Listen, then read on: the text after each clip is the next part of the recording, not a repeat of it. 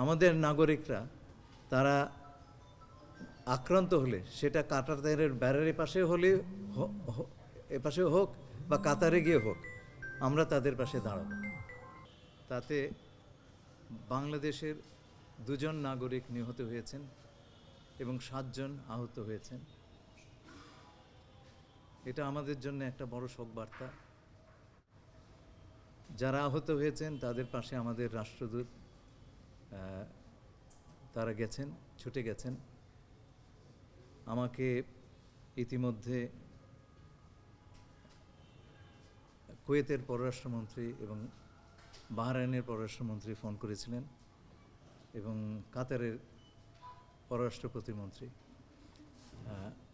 তারা সকলে আমাদের নাগরিক যারা এ সমস্ত দেশে আছেন তাদের সম্পূর্ণ নিরাপত্তা এবং সুরক্ষা দেওয়ার ব্যাপারে তাদের পূর্ণ আশ্বাস দিয়েছেন। আমরা প্রথম থেকেই বলে এসেছি যে এই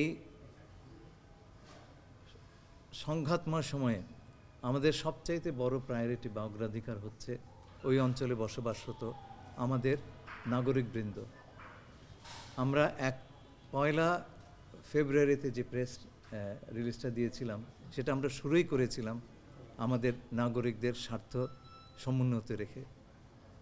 আমাদের নাগরিকরা তারা আক্রান্ত হলে সেটা কাটাতারের ব্যারের পাশে হলে এপাশে হোক বা কাতারে গিয়ে হোক, আমরা তাদের পাশে দাঁড়াব। আমাদের সবচাইতে বড় জাতীয় স্বার্থ হচ্ছে আমাদের জনগণ। আমরা আশা করি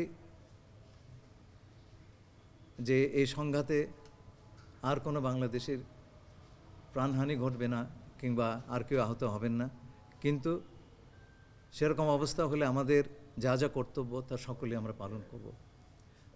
একই সঙ্গে অনেকে বিদেশে কাজ করবার জন্যে যাওয়ার প্রস্তুতি নিয়েছিলেন, তারা আটকে পড়েছেন। সেই বিষয়ে আমাদের মধ্যে কথা হয়েছে।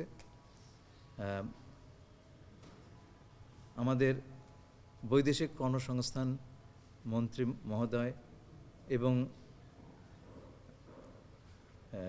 বেসামরিক বিমান চলাচল মন্ত্রণালয়ের প্রতিমন্ত্রী মহোদয় এই বৈঠকে যোগদান করেছিলেন এবং আমাদের ঊর্ধ্বতন কর্মকর্তাবৃন্দ ছিলেন। সেই সঙ্গে আমাদের প্রতিমন্ত্রী এবং মাননীয় প্রধানমন্ত্রীর পররাষ্ট্র বিষয়ক উপদেষ্টা তিনি উপস্থিত ছিলেন। আমরা যারা আটকে পড়েছেন তাদের যখন বিমান চলাচল শুরু হবে দ্রুততম সময়ে তাদেরকে যাবার বন্দোবস্ত করে দেবার সকল প্রকার কার্যক্রম আমরা সম্পন্ন করার ব্যবস্থা নিয়েছি এবং আশা করি আমরা দ্রুততার সঙ্গে এবং মসৃণভাবে এই কাজটি করতে পারবো। জি, মাননীয় মন্ত্রী, একটা প্রশ্ন হচ্ছে যে পরিস্থিতি বিবেচনায় 2টি স্টেটমেন্ট দেওয়া হয়েছে এখন পর্যন্ত বাংলাদেশের পক্ষ থেকে, সরকারের পক্ষ থেকে। বাংলাদেশের অবস্থানটা সেক্ষেত্রে কোন জায়গায় ফিক্সড আছে যদি সেটা একটু বলতেন। যে বাংলাদেশের অবস্থান হচ্ছে খুব সোজা। প্রথম কথা হচ্ছে যে আমরা আমাদের জনগণ যারা আমাদের নাগরিক যারা ওই অঞ্চলে আছেন তাদের স্বার্থ রক্ষা 1 নম্বর কথা। আর আমরা মনে করি না যুদ্ধ বা সংঘাত কোনো সমাধান। আমরা চাই অত্যন্ত দ্রুততম সময়ে একটা আলোচনার মাধ্যমে, কূটনীতির মাধ্যমে শান্তিপূর্ণভাবে এই সমস্যাটার সমাধান হোক।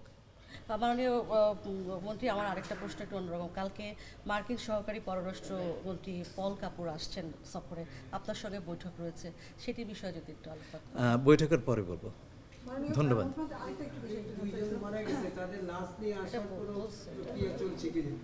অবশ্যই এখন তো প্লেন চলাচল করছে না, আমরা সবসময় নিয়ে আসি, এটা আমাদের পলিসি, কিন্তু এখন তো প্লেন চলাচল করছে না, সুতরাং এই সময়টুকু সেখানে রেখে দিতে হবে এবং সেই নিয়ে আমার সঙ্গে সেই দেশের মন্ত্রীদের সঙ্গে কথা হয়েছে, তারা সমস্ত ব্যবস্থা করছেন।